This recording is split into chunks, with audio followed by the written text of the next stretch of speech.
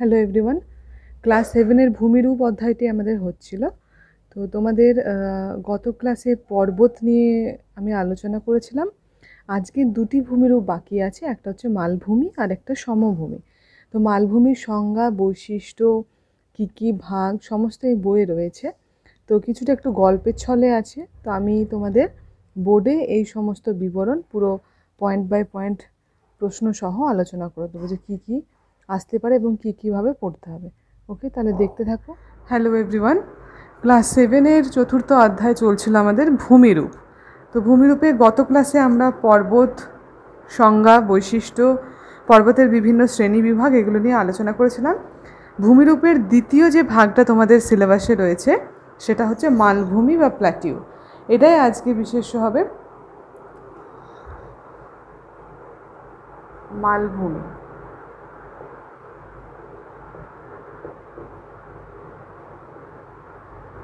Plateau, ঠিক আছে।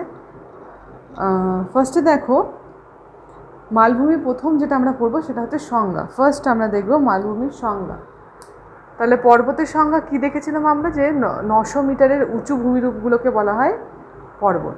আর মালভূমি হবে যেগুলো 300 মিটারের উঁচু, মানে পর্বতের থেকে অনেকটাই নিচু, 300 মিটারের বেশি উঁচু, এবং সেটা কি হতে হবে, বিস্তীর্ণ অঞ্চল জুড়ে, বিস্তীর্ণ ভূভাগ জুড়ে থাকবে, এবং সবথেকে গুরুত্বপূর্ণ যে এর খাড়া ঢাল থাকবে।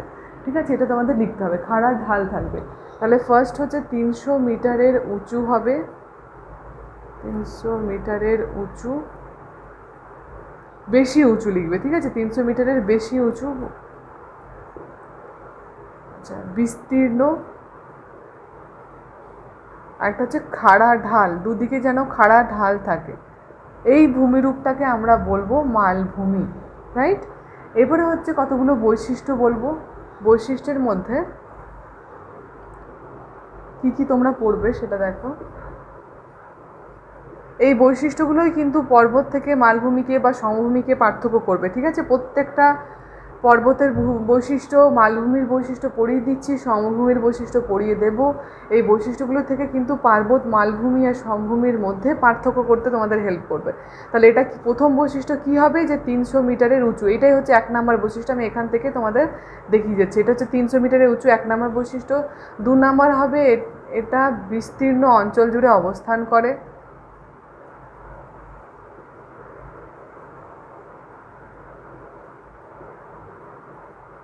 অঞ্চল জুড়ে অবস্থান করে। 3 নাম্বার হচ্ছে এর দুপাশে খাড়া ঢাল থাকে, দুপাশে খাড়া ঢাল থাকে। 4 নাম্বার লিখতে পারো এর যে মাথাটা, মানে এর ওপরটা, ঠিক আছে, ওপরটা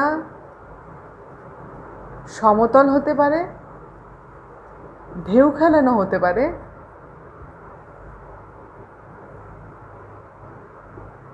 বা উঁচু নিচুও হতে পারে। 3 রকমই কিন্তু হবে, উঁচু নিচু হয়, ঠিক আছে। ওপরটা হয় ধরো এরকমও হতে পারে, এরকম দুপাশে নেমে গেছে এরকম হতে পারে, বা এরকম হতে পারে, ঢেউ খেলানো হতে পারে, ঠিক আছে, বা উঁচু নিচুও হলো এরকম করে, এরকম এরকমও হতে পারে। তো বিভিন্ন রকমের এটা হয় এগুলো। তার বলে কিন্তু উচ্চতাগুলো প্রত্যেকটাই 300 মিটারের উঁচু হবে, কিন্তু 900 মিটারের অনেকটাই নিচু হবে। ওকে, এটা হচ্ছে মালভূমির। আর সব থেকে লাস্ট এবং গুরুত্বপূর্ণ হচ্ছে এটাকে টেবিল ল্যান্ড বলা হয়। এই ভূমিরূপটাকে টেবিল ল্যান্ড, এটা কিন্তু আলাদা করে প্রশ্ন আসে, টেবিল ল্যান্ডটা আলাদা করে প্রশ্ন আসে যে কোন ভূমিরূপকে টেবিল ল্যান্ড বলা হয় এবং কেন। এটা 2 মার্কসের জন্য ভেরি ভেরি ইম্পর্টেন্ট, 2 বা 1 দুটোই দিতে পারে। মালভূমিকে টেবিল ল্যান্ড বলা হয় কেন না, আমরা টেবিল বলতে কি বুঝি, টেবিল বলতে এরকম এরকম একটা টেবিল থাকে যার দুপাশে এরকম পাগুলো থাকে, তার মানে এখানটা প্লেন, আবার এই দিকটা অনেকটা ঢালু এদিক থেকে, তাই না। তাহলে ভূমিরূপ যখন দেখতে পাই দুপাশে এরকম খাড়া ঢাল থাকবে, মাঝখানটা সমতল থাকবে, টেবিলের মতো দেখতে হয়, এই জন্য এটাকে কি বলা হয়, টেবিল ল্যান্ড। মালভূমিকে টেবিল ল্যান্ড ভূমি বলা হয়। ওকে, এইগুলো হচ্ছে তোমাদের 5টা বৈশিষ্ট্য। তোমাদের বইয়ে এতটা ভাবে নেই, তোমরা চাইলে এগুলোকে তৈরি করে নিতে পারো, ঠিক আছে, লিখে নিতে পারো তোমরা। নেক্সট আমরা চলে যাবো মালভূমির যে শ্রেণীবিভাগগুলো তোমাদের বইয়ে আছে সেইগুলো আমরা একটু আলোচনা করব।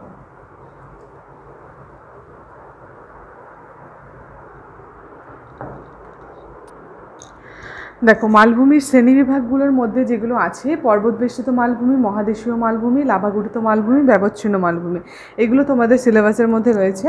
তাহলে ফার্স্টে আমরা আলোচনা করব, সেটা হচ্ছে পর্বতবেষ্টিত মালভূমি। দেখো, শব্দটার মধ্যে কিন্তু অর্থ লুকিয়ে আছে। পর্বত বেষ্টিত মালভূমি মানে যে মালভূমিটা পর্বত দিয়ে ঘেরা। বেষ্টিত মানে কি? ঘেরা।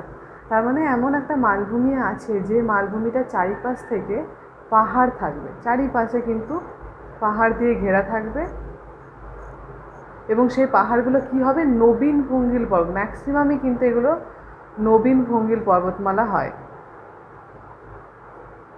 ঠিক আছে, নবীন ভঙ্গিল পর্বত। কেন কেন এগুলোকে নবীন ভঙ্গিল পর্বত বলছে? কারণ এই পর্বতের উৎপত্তি যদি দেখা যায়, বা এই মালভূমির যদি উৎপত্তি আমরা দেখি, এগুলো মেনলি দুর্বল স্থান থেকে তৈরি হয়। ঠিক আছে, তো ওই দুর্বল স্থান মেনলি নবীন ভঙ্গিল পর্বতমালাতেই হয়। তো মানে দুর্বল স্থানেই মেনলি নবীন ভঙ্গিল পর্বতমালাগুলো হয়ে থাকে। তো এই মাঝখানটা থেকে মালভূমি অঞ্চল, আর চারিপাশটা কি থাকছে? পাহাড়, যেগুলোর মধ্যে থাকবে নবীন ভঙ্গিল পর্বত। এটা চাইলে তোমরা ব্র্যাকেটে নবীন ভঙ্গিল পর্বতটা লিখতে পারো, যে মালভূমি পর্বত দিয়ে, যে পর্বতের ব্র্যাকেটে লিখবে নবীন ভঙ্গিল পর্বত দিয়ে ঘেরা, সেই মালভূমিকে আমরা বলবো পর্বতবেষ্টিত মালভূমি। এই ভঙ্গিল পর্বত সৃষ্টির সময় সাধারণত এই ধরনের মালভূমি গঠিত হয়ে থাকে। ঠিক আছে, এইটা হচ্ছে সংজ্ঞা। তোমাদের গুছিয়ে নেই, আমি বোর্ড ওয়ার্কের শেষে আমি তোমাদেরকে মার্ক করে দেবো কোন জায়গায় কী করবে। এবং এর উদাহরণ কি হতে পারে? পর্বতের মালভূমি, তিব্বত মালভূমি হচ্ছে এর উদাহরণ। তিব্বত মালভূমি, ঠিক আছে, তিব্বত মালভূমি এর উদাহরণ। এটার উচ্চতা কত সেটা মুখস্থ রাখবে, 3655 মিটার। 3655 মিটার হচ্ছে এর উচ্চতা। এছাড়া তোমাদের বইয়ে নেই কিছু, আমি এক্সট্রা এক্সাম্পল বলে নিচ্ছি, তোমরা চাইলে বই লিখে নিতে পারো। যেমন লিখবে লাদাখ মালভূমি আর পামির মালভূমি।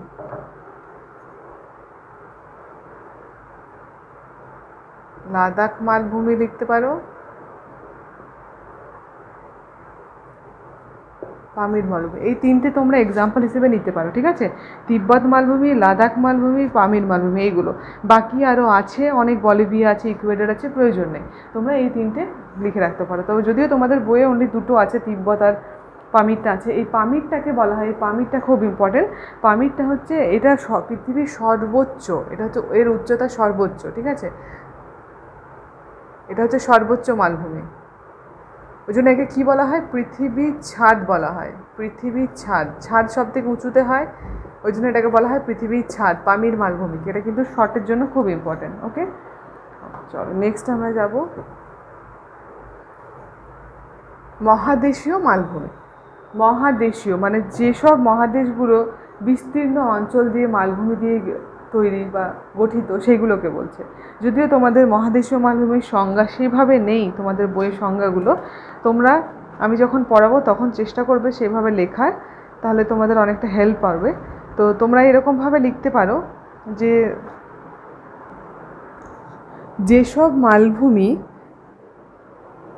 মহাদেশের অভ্যন্তরে শক্ত, দৃঢ়, কঠিন, অনমনীয় শিলা দ্বারা গঠিত, সেই মালভূমিকে বলছে মহাদেশীয় মালভূমি। মানে এরকম কিছু মহাদেশ আছে যেগুলো এরকম শক্ত মালভূমি দ্বারা গঠিত। ঠিক আছে, এর আরেকটা নাম তোমরা মাথায় রাখতে পারো, সিল্ড মালভূমি। এটার আরেকটা নাম সিল্ড, তালিবাসী লয়ডা, সিল্ড মালভূমিও বলা যায়।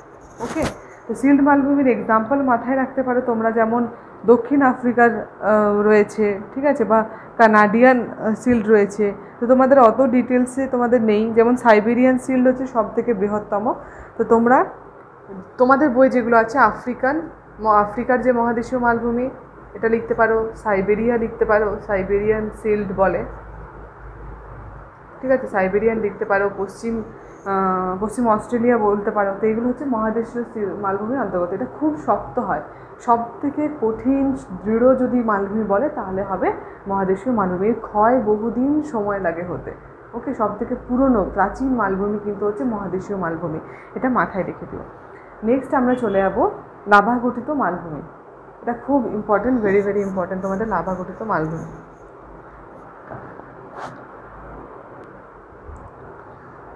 অগ্নুদ্গমের ফলে যখন কোনো পাত থেকে, এরকম ধরো কোনো পাত থেকে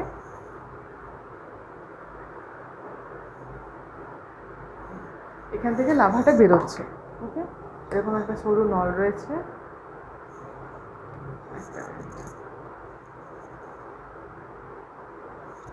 এর মাঝখান থেকে লাভাটা বেরোচ্ছে। এক্সকিউজ মি, এখান থেকে লাভাটা বেরোচ্ছে, লাভাটা বেরিয়ে এই দুপাশে প্রবাহিত হচ্ছে, দিয়ে যে লাভাটা ছড়িয়ে গেল, মানে এটা অ্যাকচুয়ালি ম্যাগমারে যখন ভূপৃষ্ঠে বেরোচ্ছে এটা কী নামে পরিচিত হয়? লাভা। দিয়ে এইভাবে দুপাশে ছড়িয়ে গেল, দিয়ে যে মালভূমিটা গঠন করলো সেই মালভূমিটাকে আমরা বলছি লাভা গঠিত মালভূমি। তাহলে অগ্নুৎপাতের সময় যখন ম্যাগমা ভূপৃষ্ঠের ওপরে গরম লাভা হিসেবে বেরিয়ে এসে অনেক দূর ছড়িয়ে যে মালভূমিটা তৈরি করছে তাকে আমরা বলবো লাভা গঠিত মালভূমি। এক্সাম্পল কি? এক্সাম্পলটা ভালো করে মাথায় রাখবে যে দাক্ষিণাত্য মালভূমি, ভারতের দাক্ষিণাত্য মালভূমি, এটা হচ্ছে সব থেকে বড় এক্সাম্পল। ঠিক আছে, লাভা গঠিতের মধ্যে হচ্ছে দাক্ষিণাত্য মালভূমি।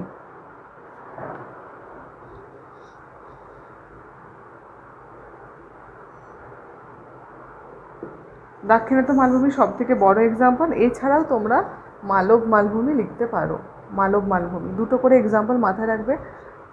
এটা হচ্ছে লাভা গঠিত মালভূমি। ওকে,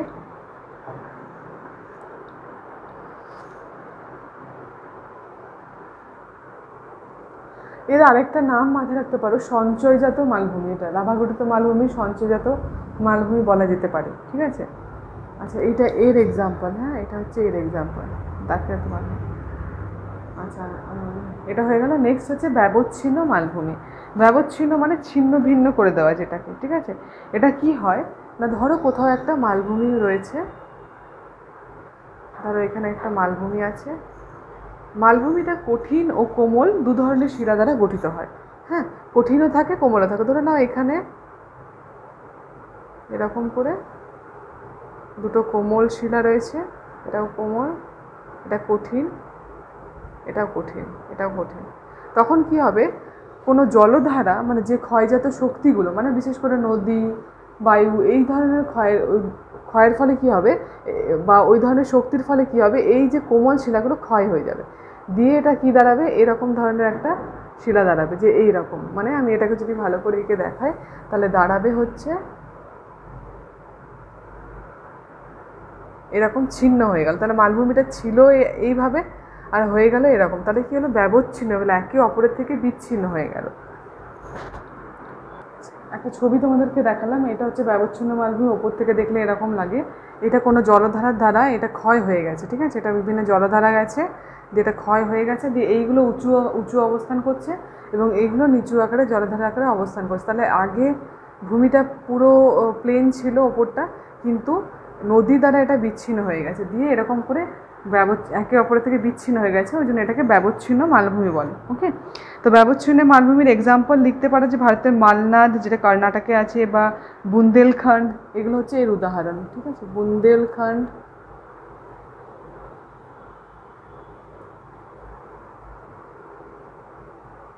মালনাদ, এগুলো হচ্ছে ব্যবচ্ছিন্ন মালভূমির উদাহরণ।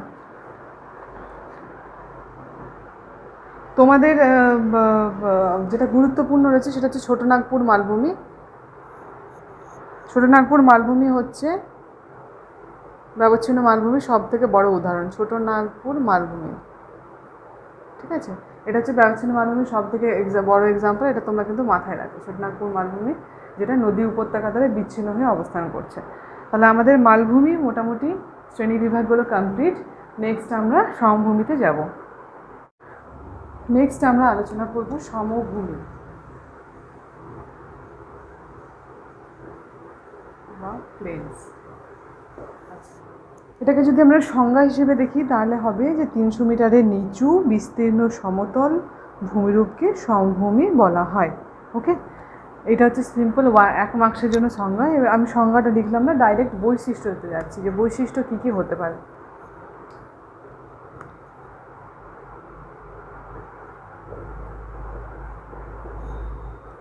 তাহলে বৈশিষ্ট্যের মধ্যে হচ্ছে যে 300 মিটারের, 1 নাম্বার হচ্ছে 300 মিটারের নিচু, 2 নাম্বার হচ্ছে বিস্তীর্ণ সমতল ভূমিরূপ। এর ভূমিরূপটা একদম সমতল প্রকৃতির হয়, খুব সামান্য ঢেউ খেলানো হয়, এমন নয় যে ঢেউ খেলানো নয় পুরো একদম বাঁধানো, যেমন আমাদের প্লেন মাঠ মেঝেটা সেরকম তো হতে পারে না, তো খুব সামান্য ঢেউ খেলানো হয় উপরিতলটা। হ্যাঁ, বেশিরভাগই সমতল হয়, তবে উপরিতলটা খুব সামান্য হয়। তাহলে আমি উপরিতল হিসেবেও লিখে রাখবো, উপরিতল, সমতল ও সামান্য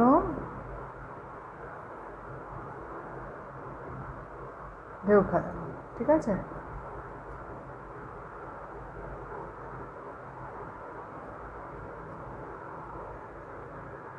চার। আচ্ছা, এরপরে যেটা বলবো সেটা হচ্ছে এখানে পলি দ্বারা গঠিত সমভূমিগুলো নদীর ক্ষয়কার্যের ফলে পলি দ্বারা গঠিত হয় ও উর্বর হয়। 5 নাম্বার হচ্ছে এখানে জনবসতি খুব বেশি থাকে।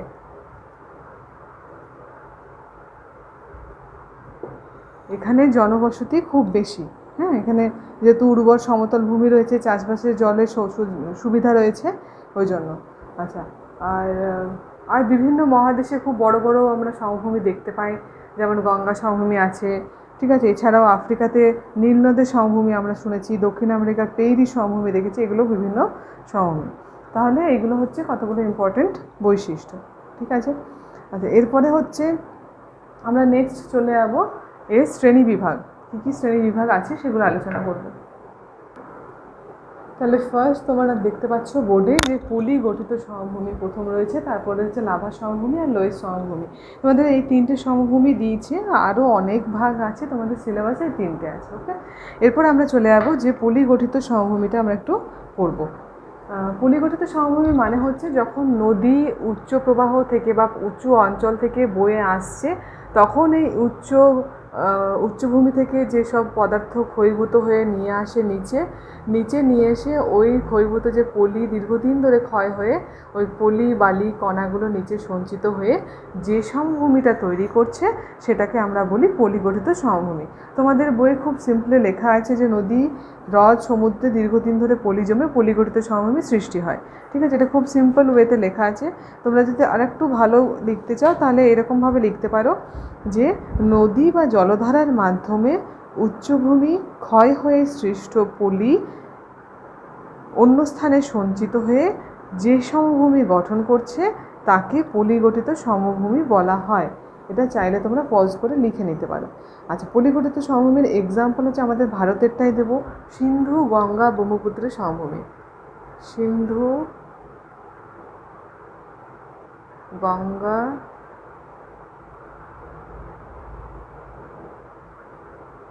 ব্রহ্মপুত্র সমভূমি। ঠিক আছে, এটা হচ্ছে সব থেকে বৃহত্তম সমভূমি।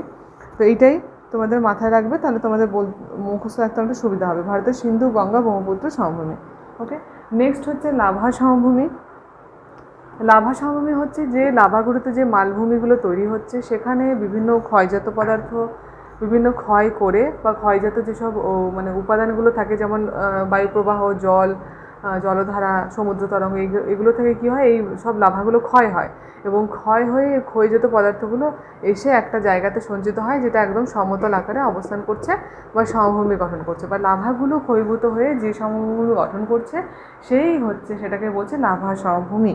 ওকে, এটা আইসল্যান্ডে মেনলি দেখা যায়, আমাদের এখানে খুব একটা নেই, তো আইসল্যান্ড হচ্ছে ওর এক্সাম্পল।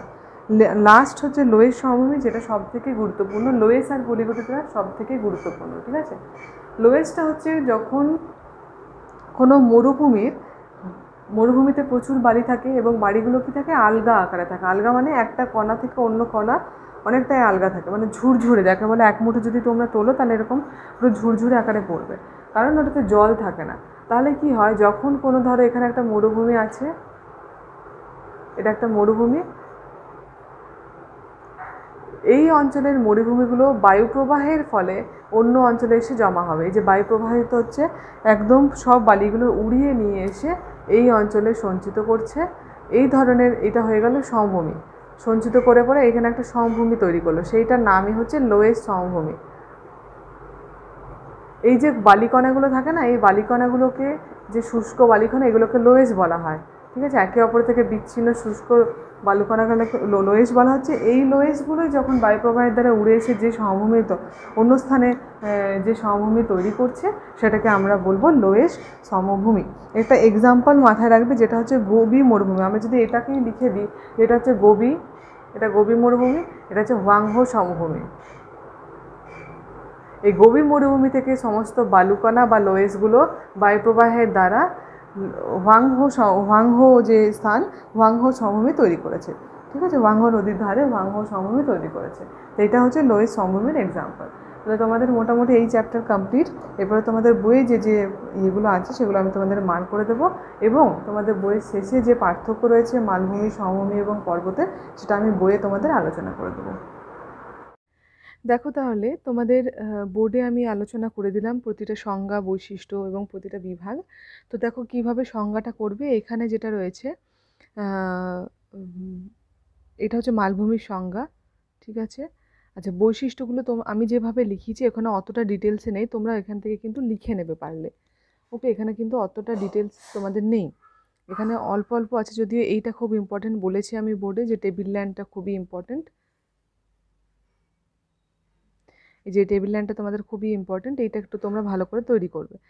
আচ্ছা, কিন্তু এই যে মালভূমিতে তোমার পড়ার টেবিল, এই কথাগুলো লিখলে চলবে না। ঠিক আছে, তো এইগুলো কিন্তু টেবিলের মতো ঢালু ও খাড়া, এইটা তোমরা এখান থেকে তৈরি করবে। মালভূমি টেবিলের মতো প্রায় সমতল হলো, ধারগুলো টেবিলের পায়ের মতো ঢালু ও খাড়া, এই জন্য মালভূমিকে টেবিল ল্যান্ড বলে। এতটা ওকে। এবার হচ্ছে আরও বৈশিষ্ট্যগুলো তোমরা টুকে নিও, যেগুলো আছে। আর যে বিভাগগুলো এখানে রয়েছে, তোমাদের পর্বত বেষ্টিত মালভূমি 1 নম্বরে পড়েছিলাম। আচ্ছা, এইটা হচ্ছে সংজ্ঞাটা, এই অংশটা হচ্ছে সংজ্ঞাটা। উদাহরণ হচ্ছে তিব্বত মালভূমি, এছাড়াও লাদাখ এবং পামির দুটো এক্সাম্পল বলেছিলাম, তোমরা ওখানে লিখে নিও, এবং উচ্চতাটা অবশ্যই তৈরি করবে। এরপর হচ্ছে মহাদেশীয়, এখানেও সংজ্ঞা দেওয়া নেই, এটা আমি বোর্ডে বলে দিয়েছি, সংজ্ঞার চেষ্টা করবে, উদাহরণগুলো শুধু দেওয়া আছে। লাভাগঠিত মালভূমি, এটা ভালো দেওয়া আছে, এখানে তোমরা চেষ্টা করতে পারো লাভাগঠিত মালভূমি পুরোটা এখান থেকে তৈরি করার। নেক্সট হচ্ছে ব্যবচ্ছিন্ন মালভূমিটা সেভাবে নেই, জাস্ট এক লাইনে বলা আছে। এক্সাম্পল হচ্ছে ছোটনাগপুর মালভূমি, আর পশ্চিমবঙ্গের মালভূমি আছে ছোটনাগপুরের অংশ, এটা একটা শর্টের জন্য পড়ে রাখবে।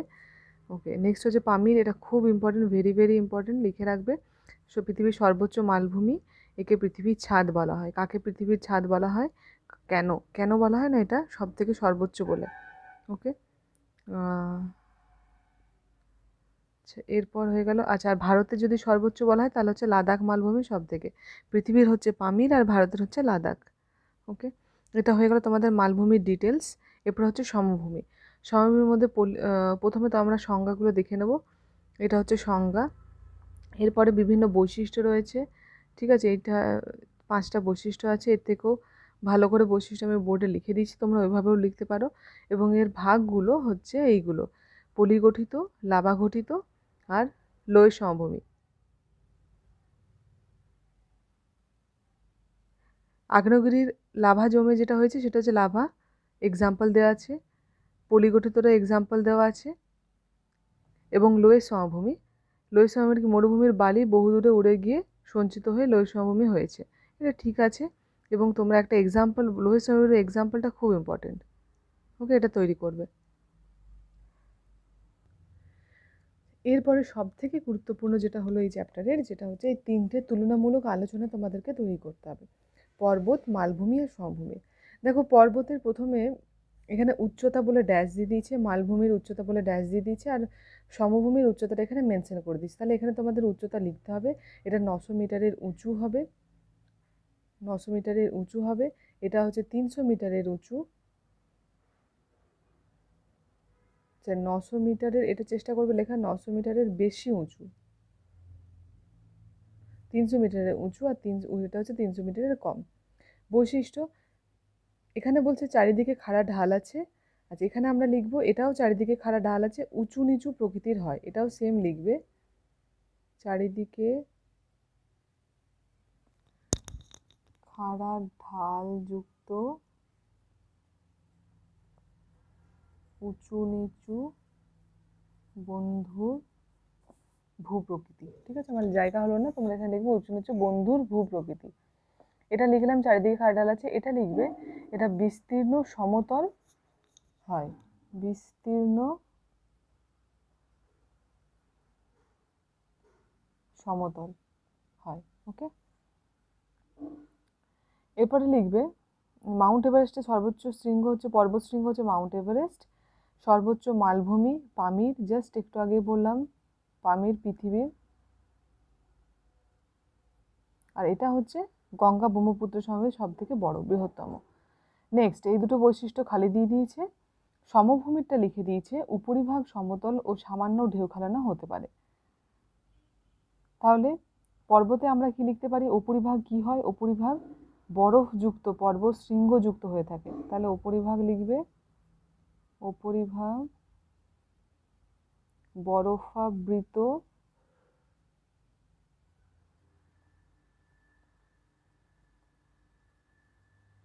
পর্বত শৃঙ্গযুক্ত হয়। আচ্ছা, এর উপরিভাগ কেমন হয়? টেবিল ল্যান্ডের মতো, বা টেবিল ল্যান্ডের মতো, বা বলতে পারো টেবিলের মতো সমতল এবং দুদিকে খাড়া। ঠিক আছে, টেবিলের মতো সমতল লিখবে এবং দুদিকে খাড়া। তাহলে এটা কি লিখবো? এর উপরিভাগ কি হচ্ছে? এর উপরিভাগ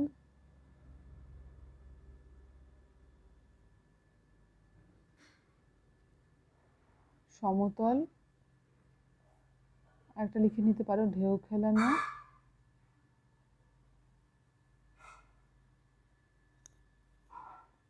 উঁচু নিচু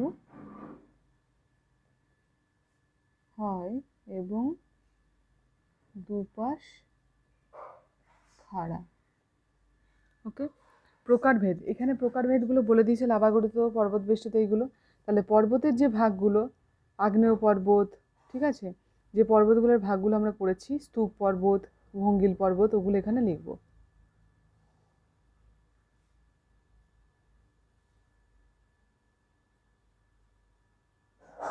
ওকে, মালভূমিটা দেওয়া আছে, এখানে আমরা যেগুলো পড়লাম মানে পলিগঠিত লাভা সমভূমি, লাস্ট হচ্ছে লোয়েস। ওকে, কিছু এক্সাম্পল দিয়েছে তোমরা, আল্পস, আন্দিজ, ফুজিয়ামা, এটনা পর্বতের এক্সাম্পল দিয়েছে। মালভূমি তোমরা পামির মালভূমি, ছোটনাগপুর মালভূমি এগুলো উদাহরণ দিতে পারো। সমভূমির উদাহরণ দিতে পারো বিভিন্ন ওয়াংহো সমভূমি, গঙ্গা ব্রহ্মপুত্র সমভূমি এগুলো। ওকে, তাহলে এইটা হয়ে গেলো তোমাদের তুলনামূলক আলোচনা। এই চ্যাপ্টারটা তোমাদের পুরোপুরি কমপ্লিট। নেক্সট দিন নেক্সট চ্যাপ্টার থেকে শুরু করবো।